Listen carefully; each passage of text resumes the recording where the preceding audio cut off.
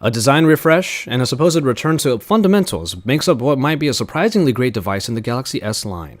It's Joshua Vergara from Android Authority. What's going on, everybody? And this is the Samsung Galaxy S6. The latest in the Galaxy S line has quite a few issues to address, and it all starts in design. Okay, let's get it out of the way before we move on. Yes, there are some obvious design influences here, but there is just enough in the Galaxy S6 to reassure the user that it is still a Samsung device through and through. Samsung learned from the Galaxy Note 4 and the Alpha phones after it that a metal construction is definitely the way to go, though the dual glass panels still feel quite like the departure from what we expected to be a pretty plastic device in previous iterations. The metal rim has a subtle taper to its edges, influenced by the frame of the Galaxy Note 4, and the various colors of this phone benefit from a translucence that gives the colors a bit more character than just being plainly on the device. Samsung's iconic button layout returns as well, bringing the tactile home button up front, flanked by the recent apps and back capacitive keys. And the fingerprint scanner on the power button is now a press version rather than the swipe editions from before.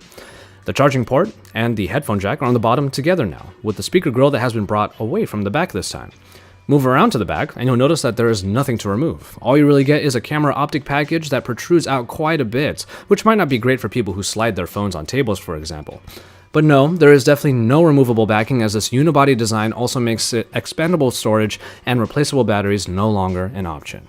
What is most striking about the phone's design is noticed once you get it into your hand. The 5.1-inch display keeps the phone from being too big, but a very noticeable thinness and lightness greatly helps as well. What results is one of the most comfortable feeling experiences in a Galaxy S flagship since perhaps the S3 or the S4. The metallic frame is of course a very welcome change that shows how Samsung is looking to improve their design. For many users, this might be the first great-looking Samsung device since their older Pebble design was first introduced in the S3. And I'm inclined to agree, as the design choices in the S6 are not only striking, but ergonomically sound in a way that has come as a bit of a surprise. The 5.1-inch screen on the Galaxy S6 is a very powerful one. At this size, we are now getting a Quad HD Super AMOLED display that rocks 577 pixels per inch. All that pixel density is sure to make media consumption quite great, backed by the highly colorful AMOLED display that we've come to expect from Samsung. Handling the screen is still the highlight here, as the minimalistic body of the S6 helps alleviate hand gymnastics on the already pretty accessible 5.1-inch panel. Thus far, we're happy with what we see in the Galaxy S6 display, but the benefits of the Quad HD resolution on a display that is less than even 6 inches is still up for debate, of course. In hardware, I already mentioned that there is no removable backing and thus no access to the battery or expandable storage. These are choices that are going to be hotly debated in this new flagship, and though the unibody design makes these choices unavoidable, we feel the lack of these two features will be sorely missed. And the 2550 mAh battery, despite benefiting from fast charging capabilities, might be a little small for people's tastes. And in performance, we start with a bit of precedence by Samsung. Globally now, the Galaxy S6 will now only sport their in-house made Exynos processors. Samsung has proved their prowess before in the processor department, but enhancements to the 64-bit processing package hope to bring the S6 into the next generation, and thus far, we definitely feel the power at work.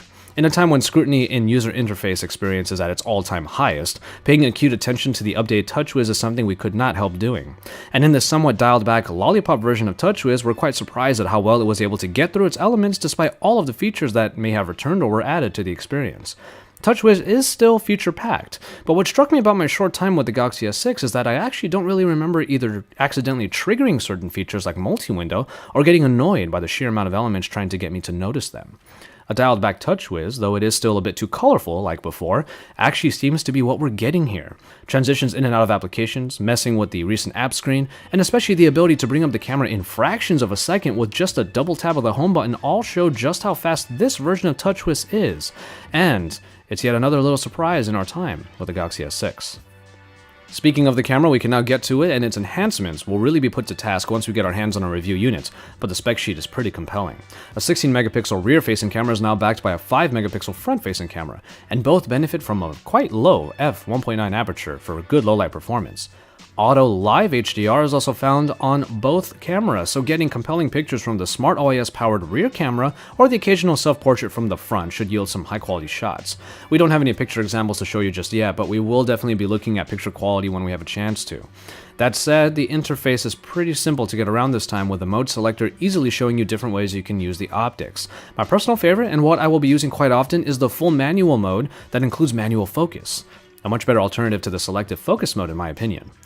But a bit like the TouchWiz interface in general this time around, the camera interface shows buttons for what is essential for easy access, and then gets out of the way until the user activates the extras. And that's a step in the right direction. And so, there you have it, the first look at the Samsung Galaxy S6. We came to Samsung not knowing quite what to expect and left honestly a bit surprised at what we held and experienced. And you know what? That's a pretty good thing. It seems Samsung is making the main steps in the right direction in design, performance, and in the camera, but it remains a bummer that crucial parts of the hardware experience had to be sacrificed in order to make those enhancements happen. We won't know if the full experience is all it's cracked up to be until we get our hands on a full review unit.